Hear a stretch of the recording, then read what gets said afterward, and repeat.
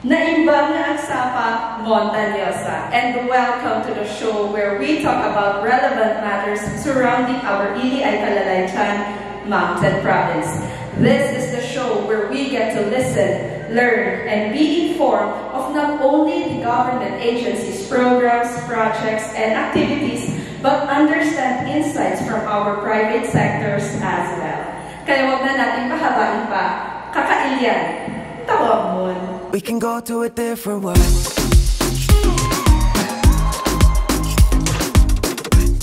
We can go to a different world. Over the course of this talk show, we had various guests from different sectors sit with us and talk about or chat a little about their topic and of course their respective or certain topics. So from episode 1, we had the Tri-Bureau as our guest. We had guests from the Philippine National Police Mountain Province, of course the Bureau of Fire Protection Mountain Province, and the Bureau of Jail Management and Penology here in Mountain Province. And they have talked about the process on how you would become a member of the uniformed personnel, starting from the exam to the recruitment, or from the recruitment to the exam, and of course kung ano pa yung mga tinahak nilang mga landas or tinahak nilang mga challenges in order for them to be considered as one of the members or personnel of the uniformed unit. For our second episode, it was more of like a career guidance type, wherein we had Ma'am Bren Fagian of the Bontoc General Hospital come in and share, of course, her perspective as a nurse. Proceeding on with our third episode, we invited our guest of a youth president of the Kabataan Contra Droga at Terrorismo. We have Ma'am Nicole Pascual, who shared, of course, the involvement of the youth in nation building, of course, their involvement as well in the community. Our fourth, which brings us back to our fourth episode, we had invited guests from the Police Mobile Force Company. I hope I'm saying that right. Police Mobile Force Company based in Otucan Mountain Province. They also shared naman po kung ano yung mga activities and programs ng mga PMFC pertaining to or highlighting po yung mga moving the youth towards peace and development. Of course, they also had the Children's Enhanced Development Program and many more. And to wrap up the season 1 of Intako Amuan, we had our guest from the Technical Education and Skills Development Authority, Ma'am Melita Bipinik. She is the acting Provincial Director of the TESDA Mountain Province. In her episode, she as well shared kung ano pa yung mga programs, projects, and activities ng TESDA, not only to cater po yung mga community members, pero meron din po yung mga business-minded people as well. This season would be no different.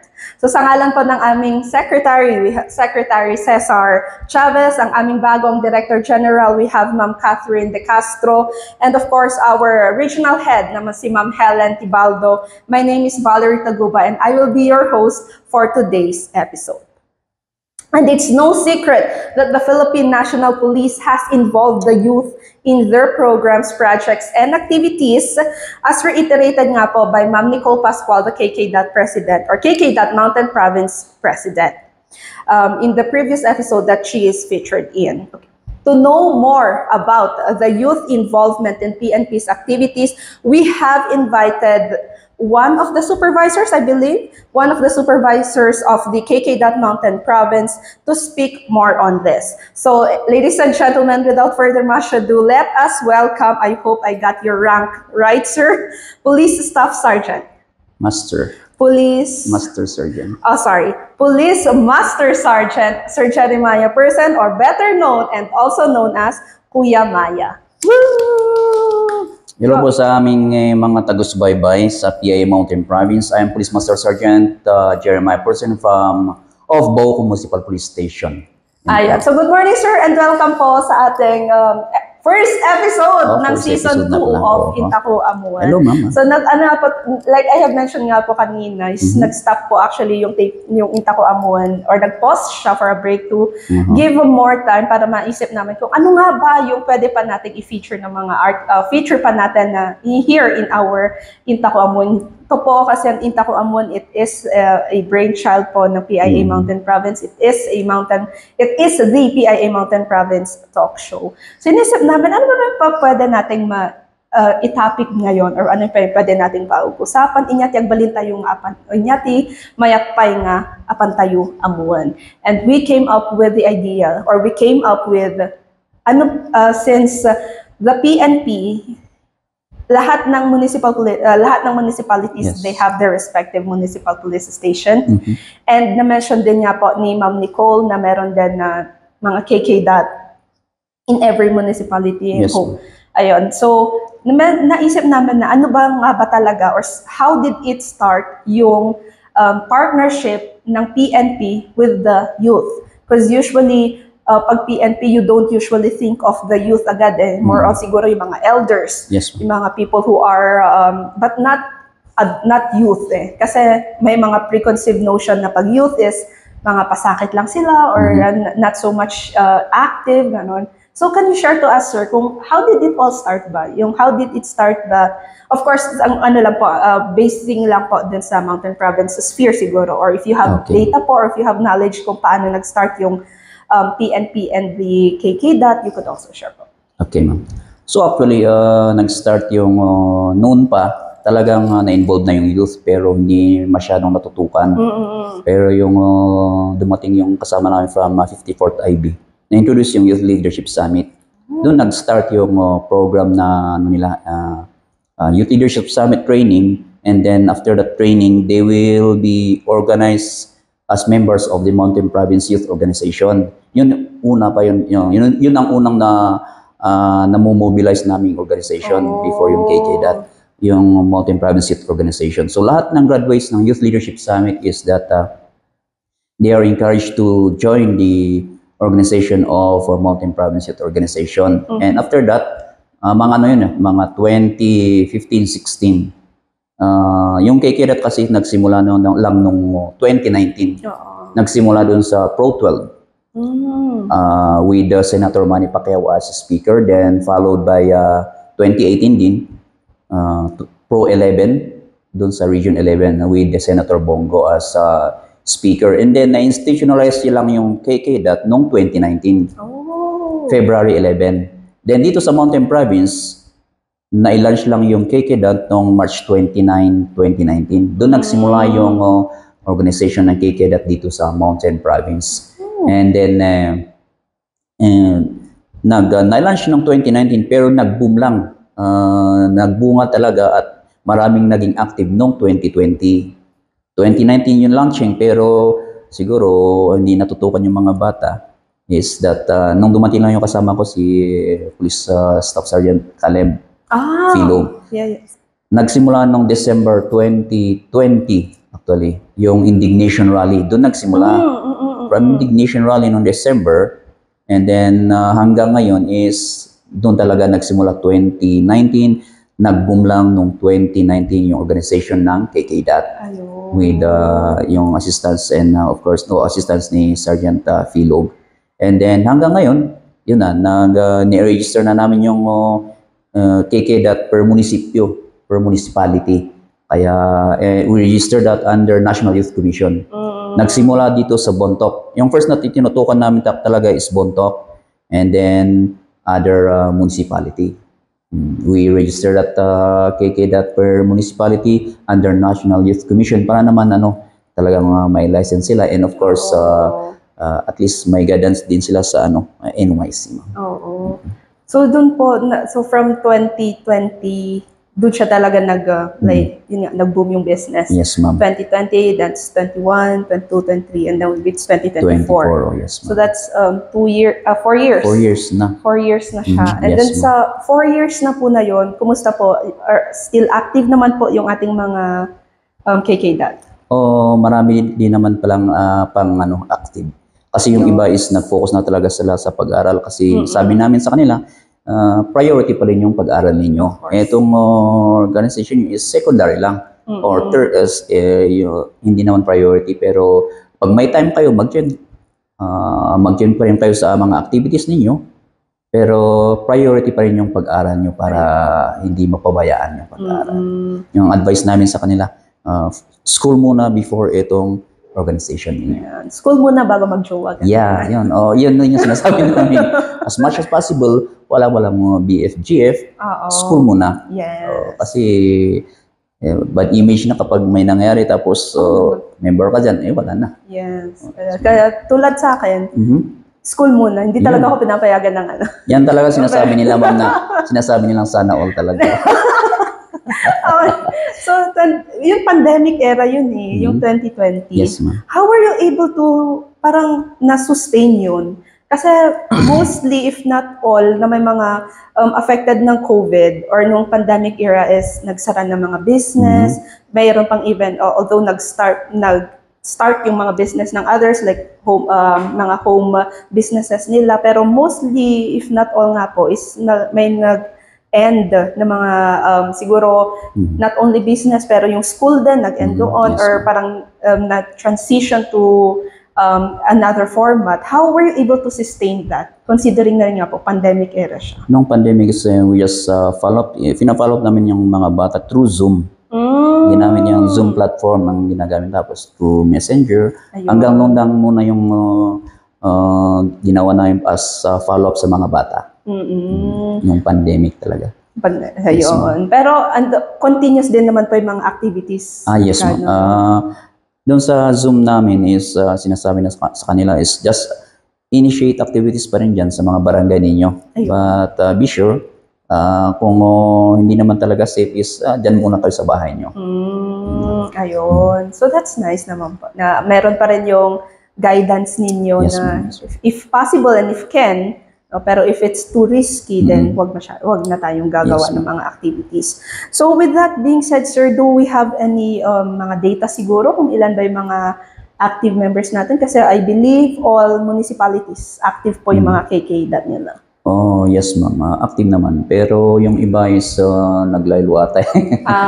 Siguro talaga nag-focus sila sa pag-aaral nila. Yes. Yung kung ilang members is yung mga active lang, mga 150 to 200. But surely is mga 100 to 150, ma'am. Ayun. Ay, malaki-laki din yun. Malaki, ma'am. At least meron pa sila. Of Andun pa sila. course, yeah. And considering all nga po municipalities meron ding active, still naman a win for the PNP Yes, Mountain Province or the MPPPO.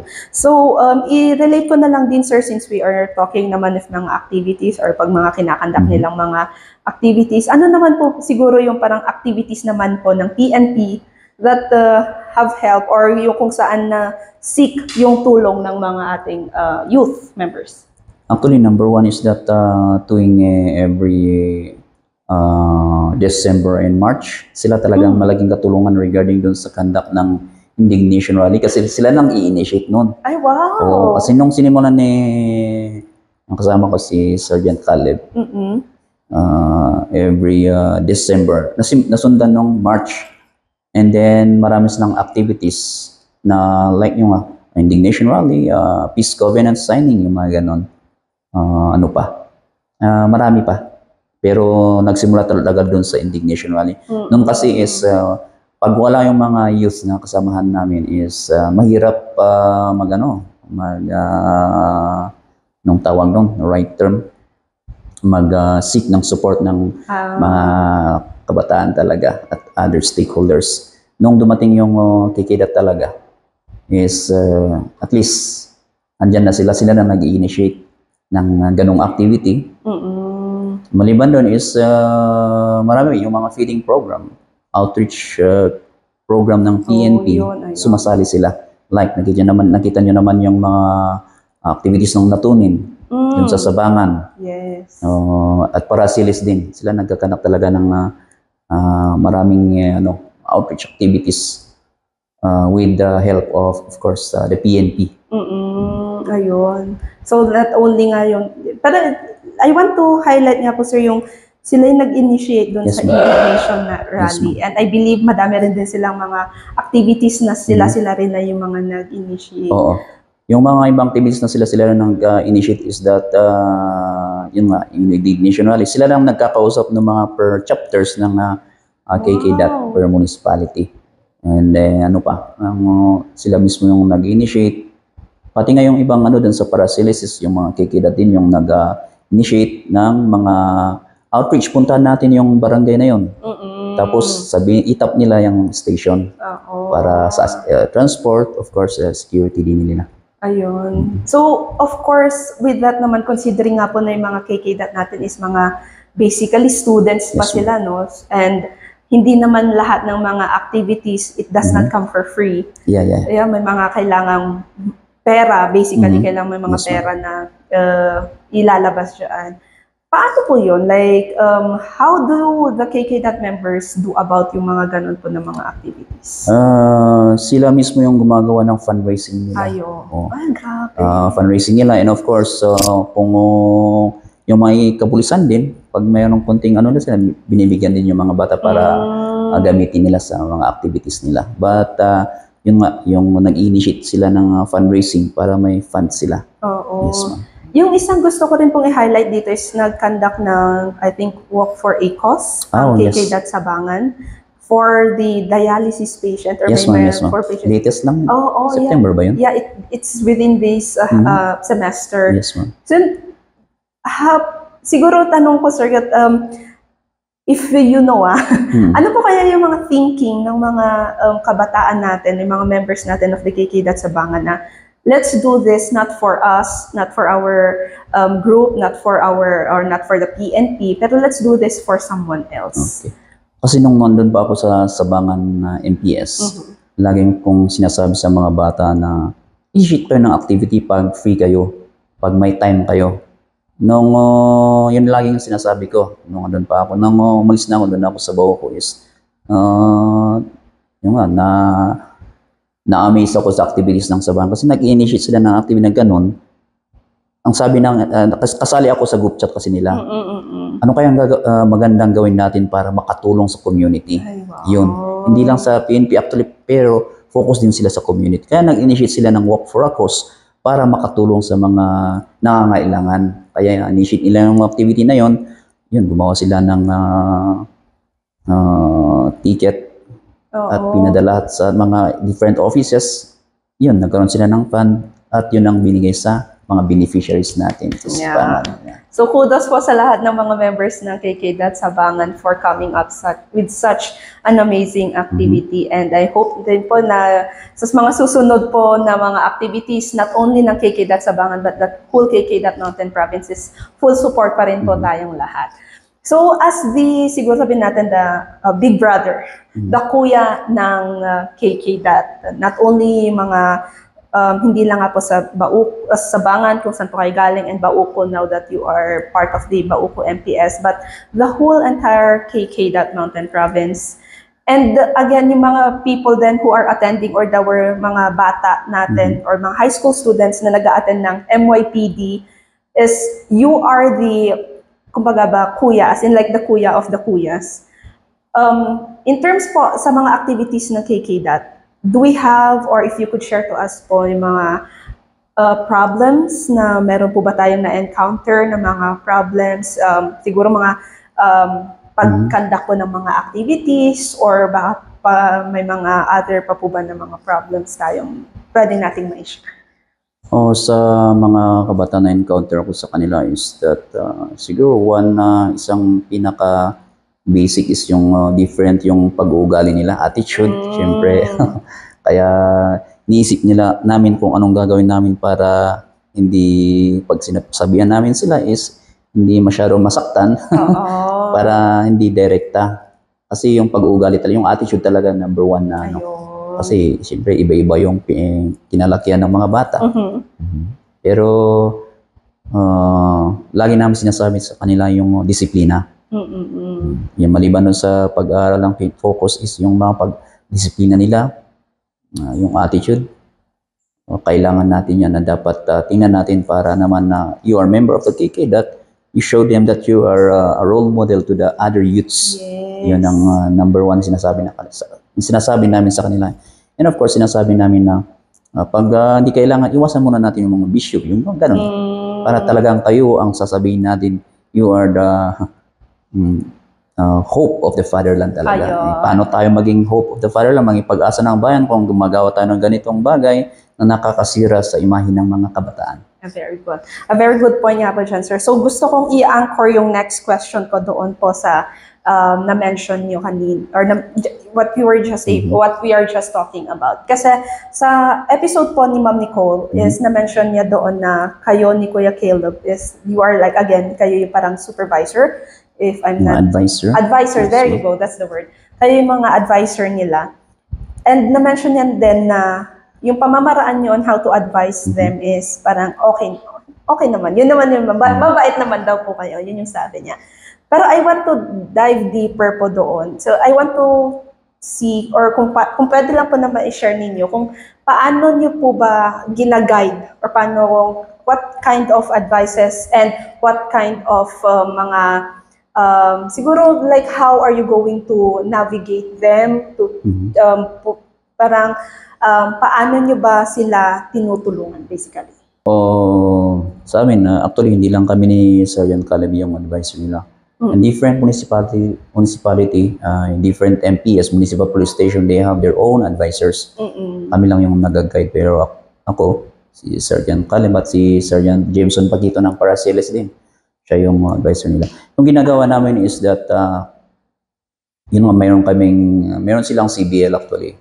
And sa amin lang is, lagi nang pinaremind sa mga bata na ayusin yung pag-uugali nila.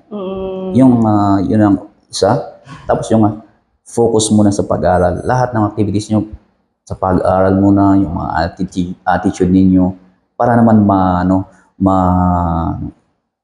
yung mga parents niyo maging proud sa inyo. Kaya pagbutihin yung pag-aaral niyo. Lagi ina-advise namin, lagi sinasabi sa kanila, pinaremind sa kanila na ayusin yung pag-aaral niyo. Iwasan mo na mga bisyo. Iwas muna sa BFGF na mga yan. Kasi darating din na mga yan. And of course, yung mga attitude ninyo. Mag-base kayo sa mga, ano man yung mistake nyo noon, dapat i-overcome nyo yung mga weakness ninyo. Kung ano man yung mga dating bad habits nyo, pag-ugali nyo na hindi magandang tingnan, ayusin natin. Magbago tayo, ganon. Yun lang naman ang lagi namin sinasabi sa kanila, yung mga kabataan natin. Ayun. So, yun po yung guidance niyo po sa kanila. Now, I want to siguro dive naman din po sa background niyo po. Since we are talking here na mga members of the KKDOT, the PNP, or the involvement of the PNP, or yung katulungan po ng PNP is isa sa mga katulungan ng PNP in the attainment of the vision mission is yung ating mga kabataan. So, you sir, growing up, because I know that there's also a preconceived notion din na kapag kapulisan is, isuti usa rin dagiti the parents nga ibutang kanya tayo growing up, di ba? Paano po naman kayo? How did you go about with that na growing up, tapos now, but involved na rin naman kayo, now that you are in a position, involved naman na kayo sa kabataan?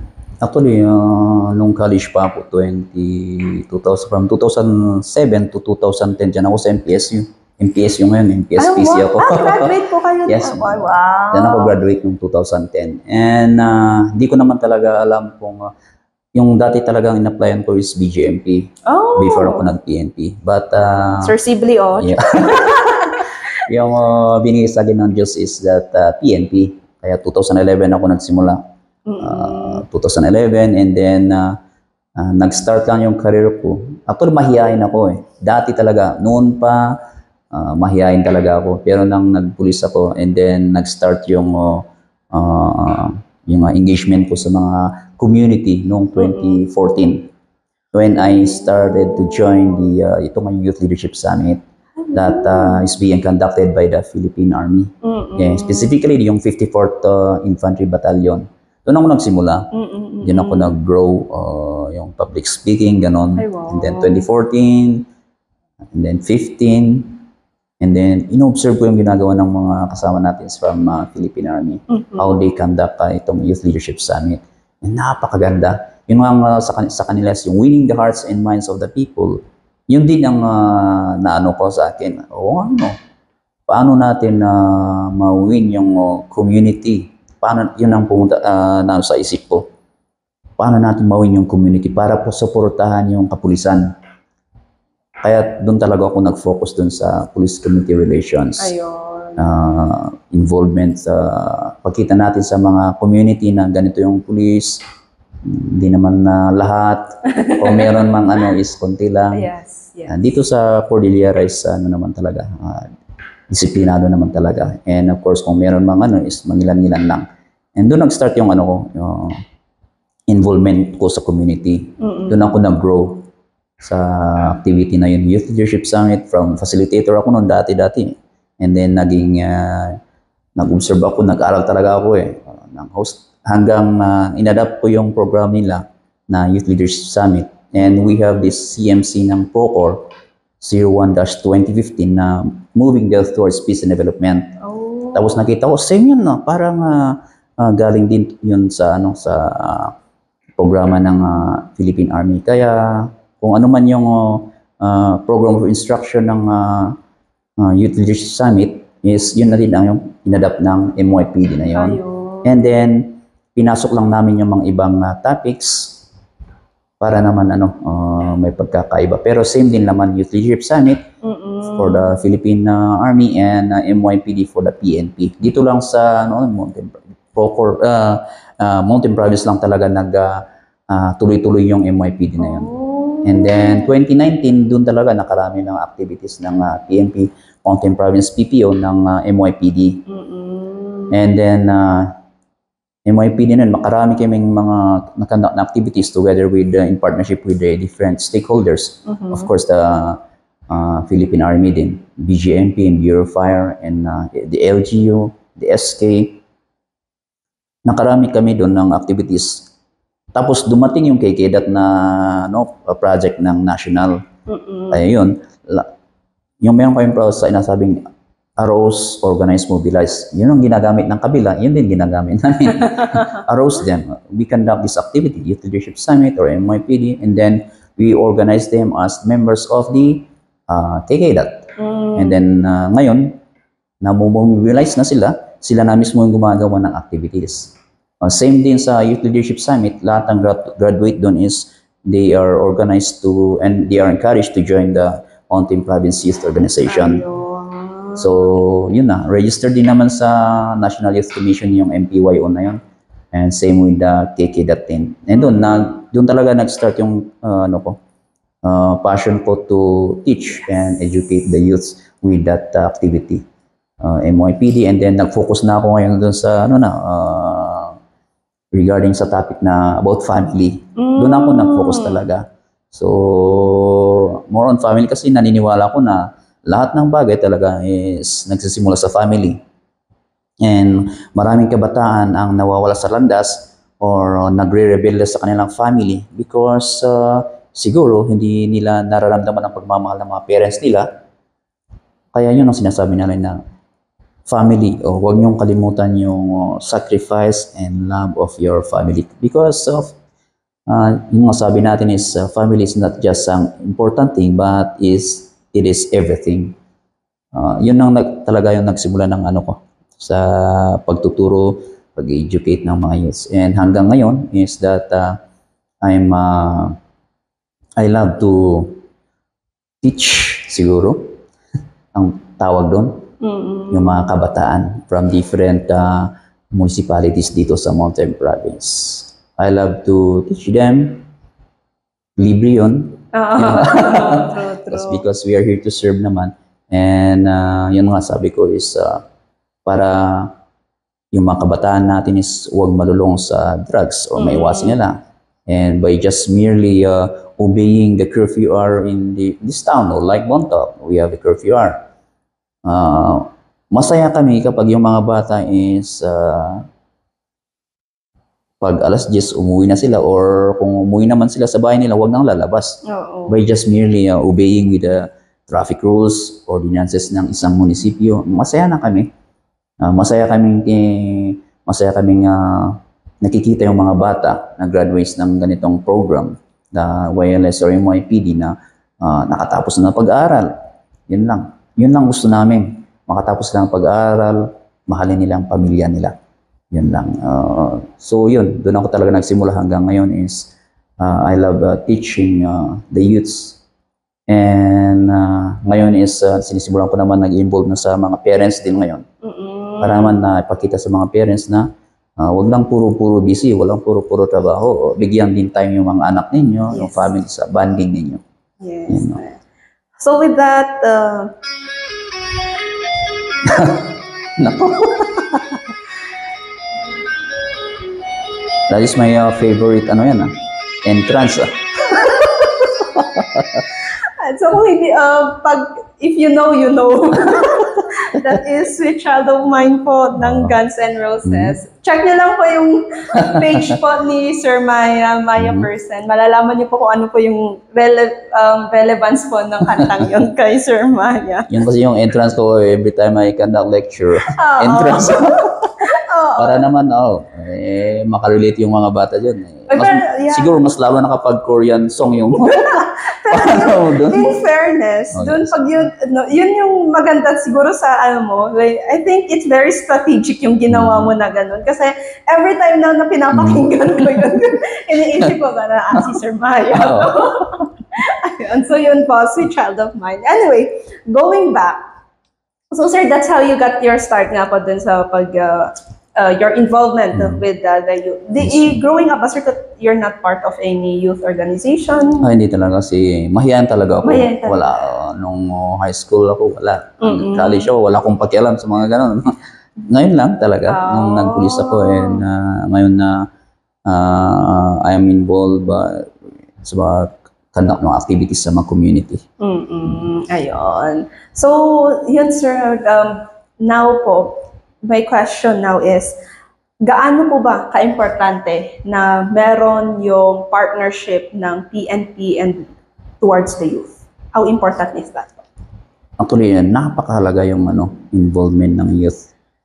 Kasi kapag wala, sila naman yung papalit sa atin eh. Yung iniisip namin. Sila yung papalit sa atin. Kaya kailangan natin i-train yung mga learners natin, yung mga youths. Para naman kapag sila na dito sa position natin o sa kung saan tayo is that alam nilang gagawin nila. Kaya, and of course, so, kung andyan yung mga youth, smooth ang flow ng mga activities natin, yung activities namin, kasi andyan silang sumusuporta sa amin. Kung wala sila, wala. Kung walang support yung community, wala din yung PNP. Kaya, yun isip namin, yun, one part of the advocacy support group of the PNP is yung mga youth nga. Maliban nga sa youth is, marami mga talagang advocacy support group. Pero yung sa akin is, yung talaga sa youth. Na as part of the advocacy support group of the PNP is napakalaking tulong ng kabataan sa mga activities ng PNP. Kung wala sila, wala, mahirap gumalaw kapag wala yung mga kabataan natin. And of course, sa lahat ng mga stakeholders, kailangan talagang supportan nila. Support ng mga stakeholders natin like LGU and other agencies talaga. Kailangan talaga ng support nila. Kaya yung ginagawa namin is yung PNP is nakiko-coordinate, collaborate sa kanila, laging coordination, engagement, para naman maganda yung bonding or ano pa ang tawag doon. O yung anong tawag doon? Kalimutan ko na. Yung relationship ng both PNP and the community, the LGU and the youth, dapat all goods nang sabi nila, all goods yung relationship dapat. Para yung mga services or mga activities ng is talagang pupunta, darating dun sa komunidad natin. Ayun. So, as someone po who is, I guess, working nga po sa media, ito yung one thing that I can say proudly is that the relationship or the relationship ng KK.dot or hindi lang siguro KK.dot ng youth and the PNP that meron, it's changing eh. Kasi noon is parang tingin po ng lahat is kalaban yung kalaban yung. Nakakatawa kasi nang talaga is nung bata pa nga tayo is sinasabi nila, uy, dati police. Yun, kaya sinasabi namin sa mga parents, huwag niyong gamitin yung pulis na pangtakot sa mga bata kasi masasanay talaga silang ganyan. Kaya, yun. Ayun po. So yun nga po, it's changing the relationship that you have. And one thing din na napansin ko no, sa pag-visit ko po sa lahat ng mga municipal police stations that maganda po yung relationship between the KKDOT and the PNP. And that is something po na very precious, and at the same time that it's very proud to see din naman coming from someone who is again from outside looking in. So my last question for you, Sir Mayan, is that ano ba yung nakikita nating future ng ating, not only the KKDOT, but the partnership as a whole? Yung nakikita ko lang is hoping. Hoping na, no? Kasi talagang, di ba, andito yung mga KKDOT ngayon. Kung wala talagang dedicated personnel or personnel ng PNP na maging handler nila, maging advisor nila, kung wala na kami, hindi nila natutukan mga yun, matutukan, mawawala. Kaya ang sabi natin sa mga kasamahan natin is alagaan natin yung mga bata para naman na hanggang makatapos sila, yun na. Para masustain mga yan is kailangan tayo mga police, we should be the role model sa kanila. Yun. Number one is that we should be the role model. And then after nakikita nila sa atin yung mga magandang gawain, then yung mga kikita natin, yung mga youth natin, they will be the role model din sa mga ibang kasama nila. And gusto namin makita is that basta maging successful sila in the future. Yun lang gusto namin, maging successful sila, makatapos ng pag-aaral, and hoping na yung mga kasamahan namin from the PNP is alagaan natin yung mga stakeholders natin, gaya ng mga youths natin dito ngayon. Ayun. So, tulad nga ng sabi nila, you cannot teach what you have eh. So, kung tinuturo nyo sa mga bata is discipline, and you yourself do not have any discipline, kahit sa trabaho lang, man lang, walang ganun. Hindi po yun po pwede. So, with that po, that concludes our first episode of Season 2 ng Intako Amuan. And before we end, I would like to ask, Sir Maya, baka mayroon po kayong pa-shoutout or mga final takeaways? Okay, sa lahat mga kababayan dyan, please continue support yung PNP natin, yung different municipal police station natin. Yes. And of course, lahat sa mga dyan sa Baoco, continue supporting Baoco Municipal Police Station under the leadership of Police Major James B. Tibitan. And of course, dito sa Mountain Province, under the leadership of Police Colonel Sibley Dawigi Jr., Sir, our Provincial Director, continue support the PNP po, mga kababayan. That's all, man. Ayun, so with that po, plug na lang din po natin. Please like and follow and share PIA Mountain Province, PNP Mountain Province, Baoco. Yan po. And lahat po ng mga PNP Municipal Police Stations official Facebook page, including po yung Facebook page ng Mountain Province Police Provincial Office. So sa ngalan nga po ng secretary namin na si Secretary Cesar Chavez, and of course our director, newly installed Director General na si Ma'am DG Catherine De Castro, our regional head, Ma'am Helen Tibaldo. Once again, this is the first episode of Season 2 ng Intako Amuan. I am Valerie Taguba, and I'm looking forward to seeing you again po sa next episode natin. We have lineup of guests that will share their valuable information regarding po yung mga either government agency man po yan, private sector, our youth, especially po our youth and their involvement in the community. So with that being said, bye! We can go to a different world.